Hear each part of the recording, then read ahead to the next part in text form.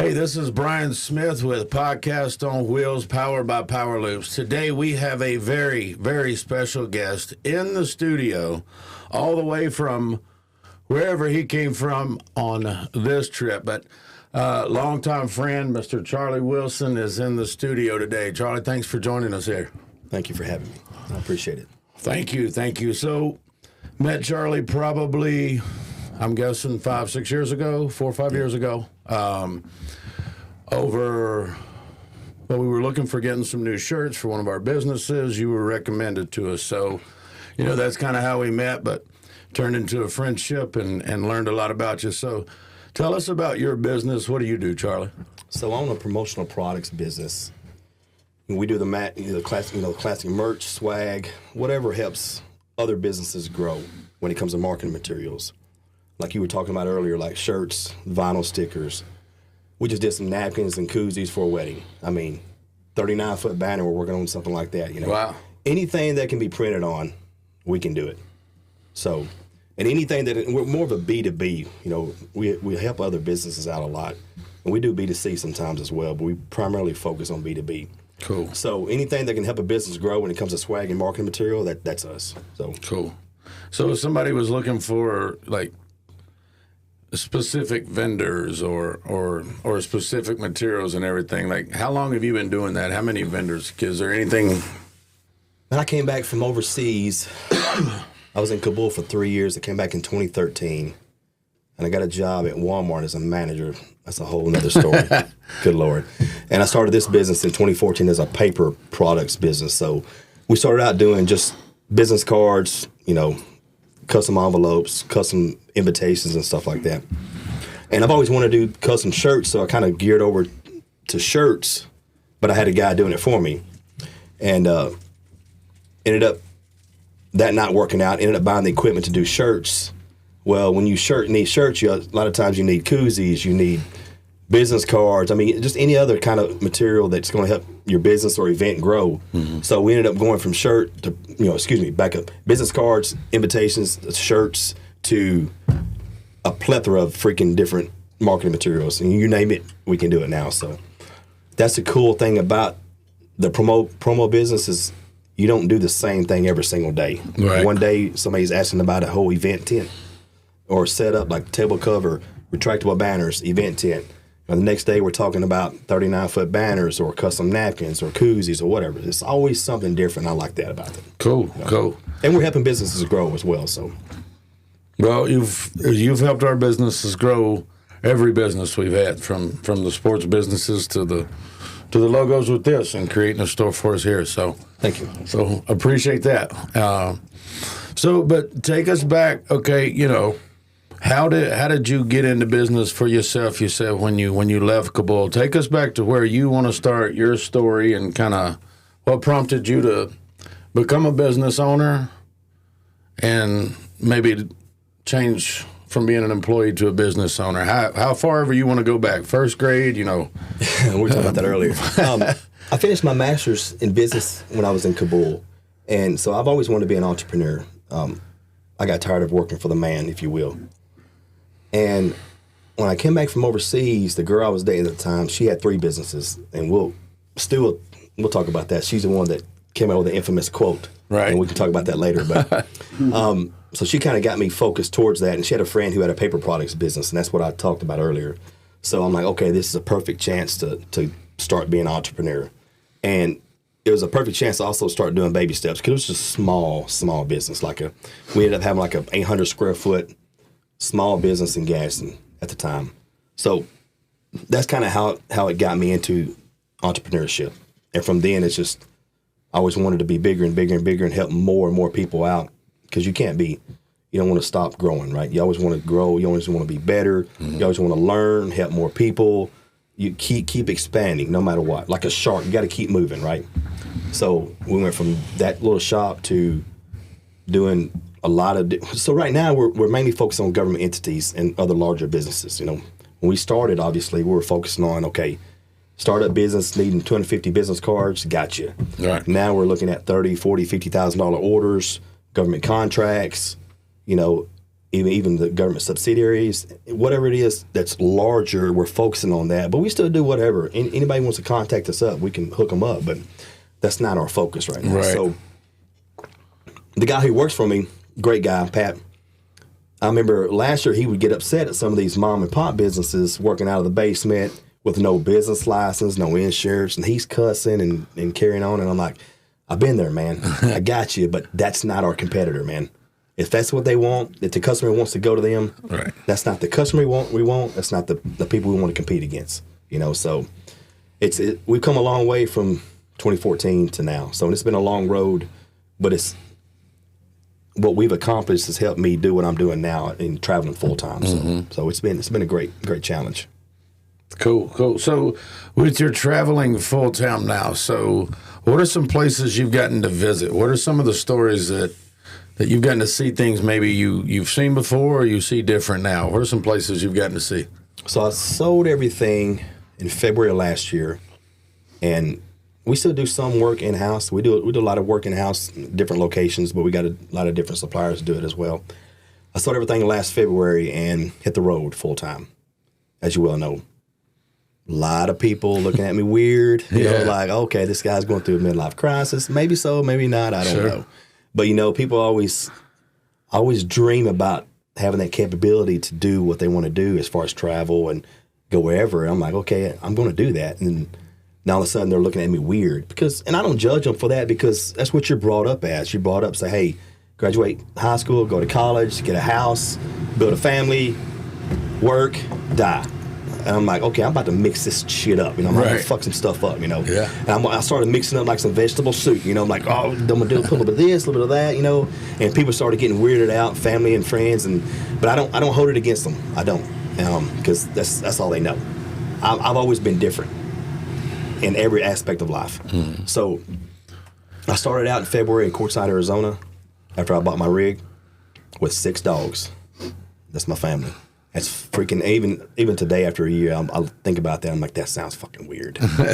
But I'm like the cat lady, but the dog dude, But I started out in Quartzsite, Arizona, ended up going to Utah, Colorado, Wyoming, New Mexico.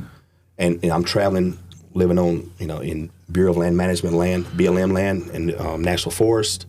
And just, man, living the life, man. I still work every single day. I use Starlink as my internet. I get up every single morning like we were talking about earlier. Right. Work till 5, full day's work. I'm still doing conference calls. I'm talking to people, talking to suppliers, customers, you name it.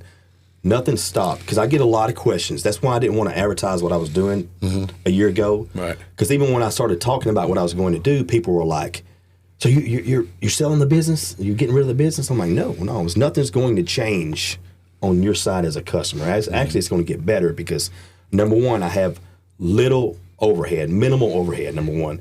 Number two, our whole entire process is going to be streamlined, a lot faster, great products, quality products, and it's just all around great thing to have. As far as the business process, the opportunities, it's been amazing, man.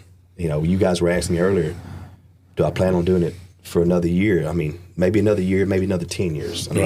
I've had that good of a time traveling. It sucks sometimes. I'm out in California and people are on the East Coast, calling me up.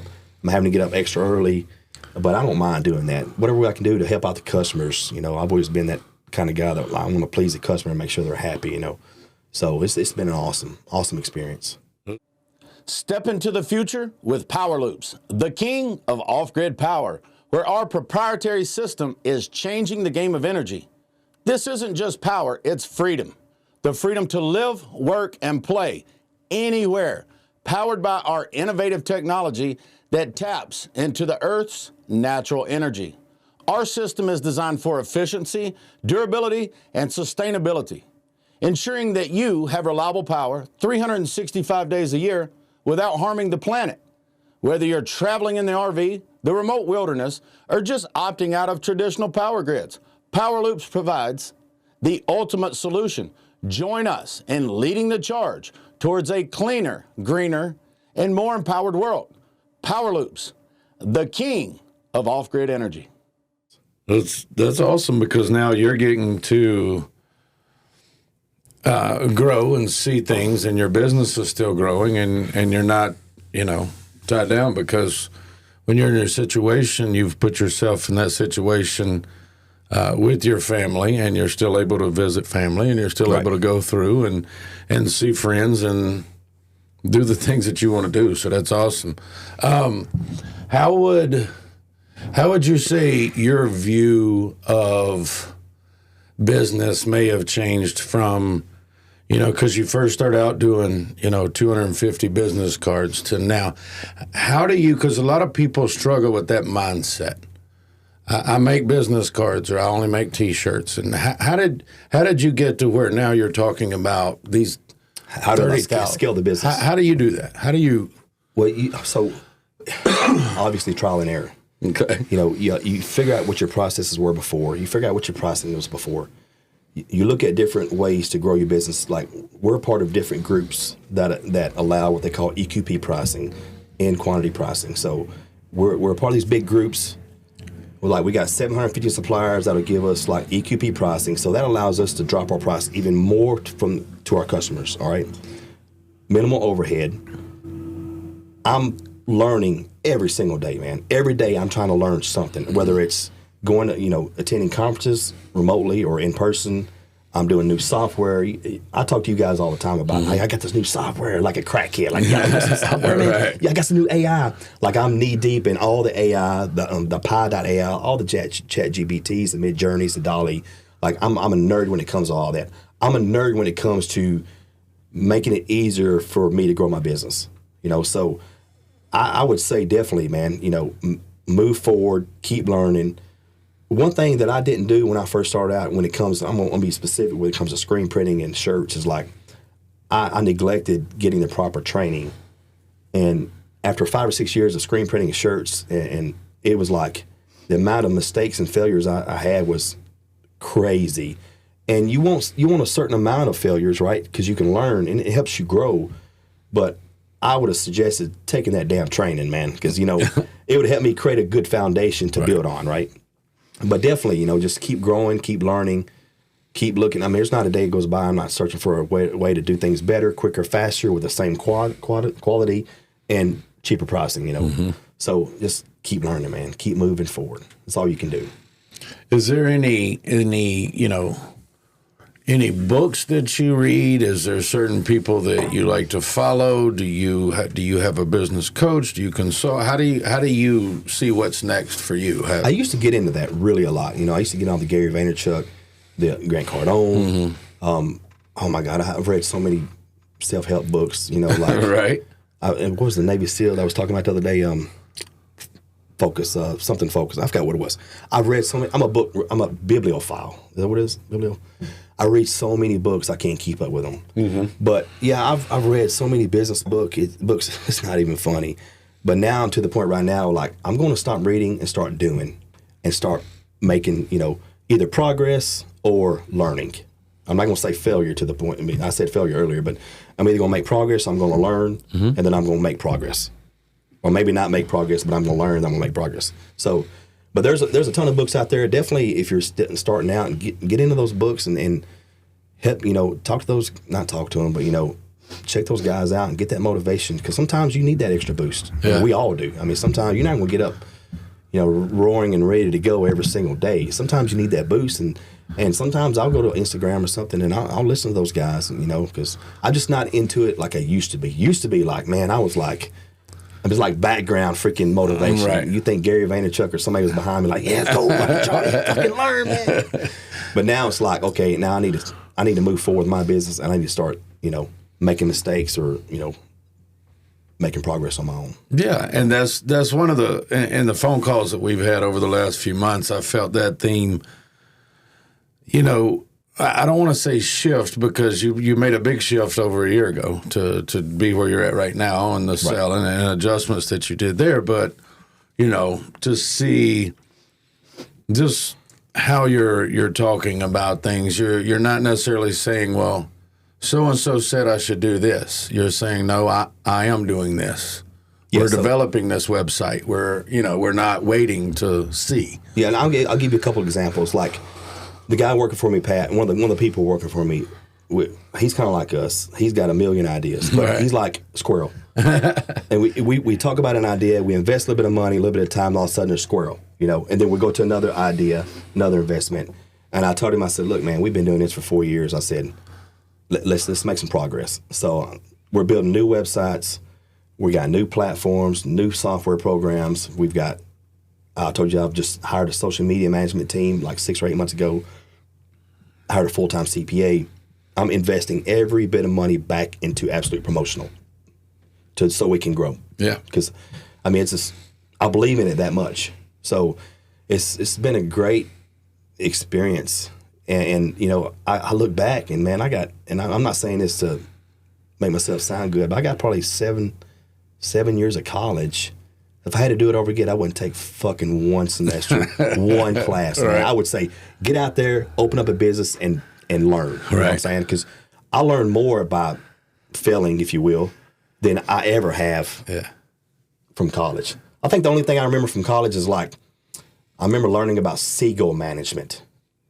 And seagull management, it was the coolest thing in the world. I'm like, teach me some of them. Okay. Seagull management is when you have a manager that flies in and shits on everybody and flies away.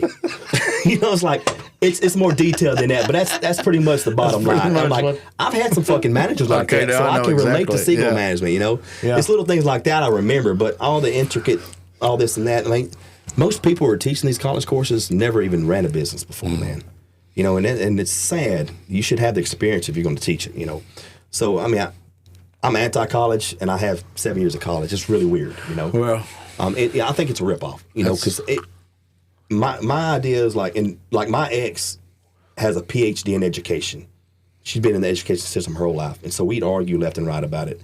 But it's a fucking ripoff. The bottom line is, like, if I want to major in engineering or accounting or whatever, I should not be having to take fucking classes that had no relation to that fucking degree, right? Mm-hmm. But they mandate that, your 2-year degree, your associates, all that shit. Fuck that, man. I graduated high school. If I know what I want to take, I know what I want to graduate in, you know, fucking go for it. Don't make me spend thousands of extra dollars on something I'm never going to use, you know. But anyway, that's a whole nother podcast. No, cheers to that. Cheers, we agree there.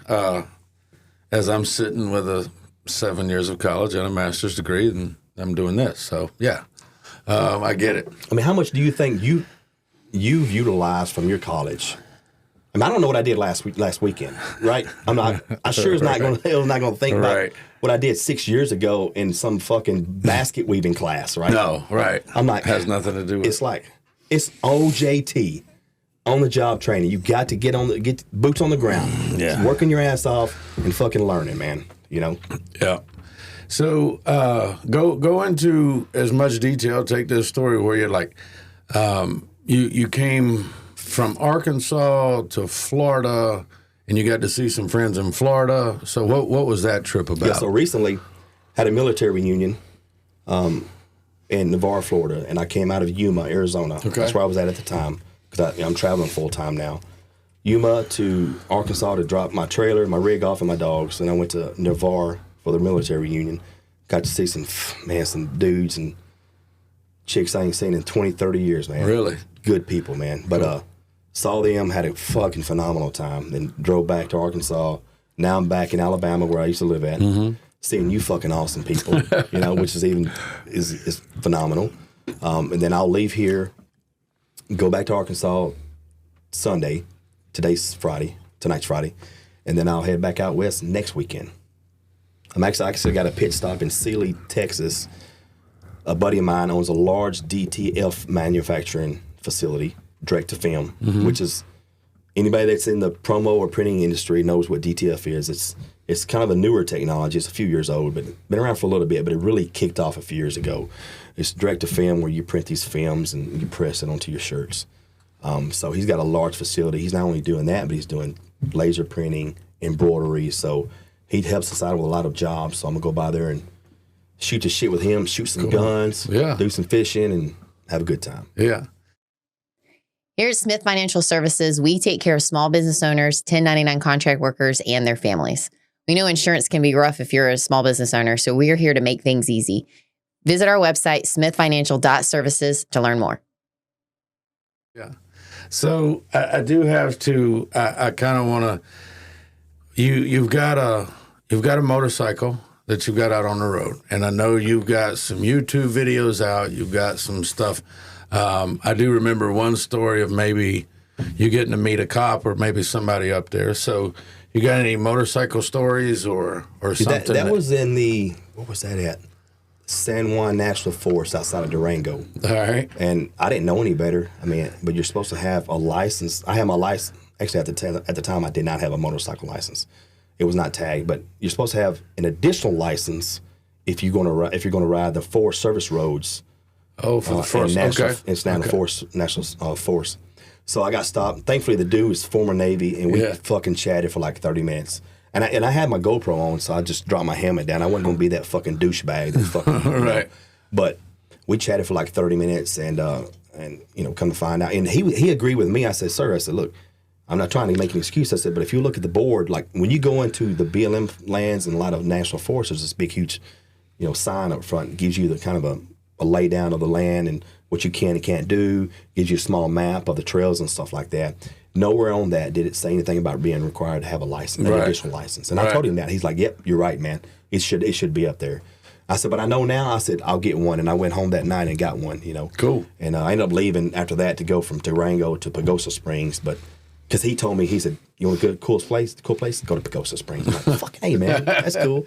And that's another good thing about having some, military brethren out on the road sometimes. We try to help each other out. So right. That was definitely a beautiful place, man.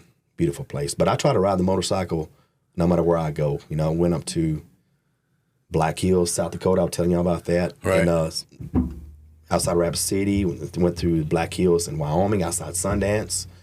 And every time I go somewhere, after I unpack, I'll jump on the freaking motorcycle, turn the GoPro on, and hit the roads, man. Cool. It's awesome. So is there something that, you've had a life where you've grown up in a variety of places and lived in military and business and employee, and what are some things if you wanted to, because you've shared a lot of things with me, I call them nuggets, okay, of things that you've told me, you're like, that maybe, or you being there for one of your veteran brothers or something, or something that you would share if you just wanted to share a story or an encouragement or a quote or something like to kind of wrap up. Is there something that you go to for people if they're, or just, hey, have fun, drink Blanton's and see what happens, Well, I mean, I talk to a lot of people who are having rough times in life, and we all got our own issues, right? It's kind of like Les Brown said, one of the motivational speakers I used to listen to, like, 80% of the people don't care about your problems, and 20% are happy that it's happened to you and not them. I'm not really part of that, but I mean, I want to listen to people I'll tell them all the time. I say, here's my telephone number, here's my email address, here's my chat. Message me up, man, because I don't want anybody to be one of the 22, right? Right. And it's not just military; it's no matter who it is. I was talking to a friend the other day. I told you she was going through some tough times, and I love listening to stories. And and if they want some advice, I'll give them whatever I can because I'm no psychiatrist, but I always think about somebody on the side of the road who has nothing, like a homeless guy or a vet who came back with no arms or no legs, that's getting up every morning, got his YouTube channel or her YouTube channel, kicking ass and motivating other people. And I'm like, fuck, man, if they can do it, why the fuck am I upset about something, Mm-hmm. And I also think about the people who aren't here today, who would give anything in the world for another day on this earth, man, to just fucking enjoy themselves or have a drink with a friend. So I think about that when people get upset or depressed. I'm like, why would you do that, man, when you got so many opportunities in life, man? I mean, a lot of people I talk to have great health. They're in a bad situation. And most of it's caused by them. And I'm not trying to I never put blame on people, but, sometimes you got to open their eyes because some people can't see the forest for the trees. And we always talk about what is a good friend. A good friend is somebody who's going to tell you the truth. I'm not going to tell you, man, your podcast is fucking phenomenal, man. when I see 20 different issues with it, right. I'm going to say, look, man, you're doing a hell of a job, but here's where I can see that you can improve on. And I want my friends to do the same thing with me. Like, man, I love your business, Absolute Promotional, but man, this is where I see you're lacking. And I'm not going to get upset at that because that's the only way you can grow. You can't grow with everybody fucking giving you accolades 24/7, no matter what you do, no matter how shitty your business is or podcast or whatever. You can't grow that way, because sometimes I don't see stuff that you may see, or vice versa. You know what I'm saying? Right. Sometimes I may not see the forest for the trees. I'm so focused on something else, I'm not focused on what's important and what may help grow my business. But you're seeing that, and you will say, look, man, as a friend, this is my advice to you. You know, that's what I would say as far as whatever you asked me. That was like 30 minutes later. I'm like, I don't even remember what the question was. Oh, that's one reason that, you know, we know your heart, and we know it. I know I went off on a little tangent. No, but I get passionate about. I love helping people out, and I'm not just saying that to bullshit people, but I also understand that, you know, we're blessed, and a lot of people who have problems, in reality, they're blessed as well. You know, I mean, they just don't see it, and you got to help people see that. You know, sometimes it's challenging, but it is. Sometimes you gotta. Yeah, sometimes I think actually Stu and I were talking about, you know, you got obstacles or opportunities, right? I mean, it's kind of what you're saying there. Yep. So Absolutely. But yeah, Charlie, you know, we could go on and talk, but I think that's a hell of a show to get the first one, because we're going to be on here many times to come. I hope so, man. Can't wait to take this out and find you on the road somewhere and do one with the back open and see what the scenery looks like, you know? Yes, sir, man. I'm All excited. right. Thank you, brother. Man. Thank you, brother. Appreciate it. And thank you for watching Podcast on Wheels, powered by Power Loops. Salute. Cheers to this one.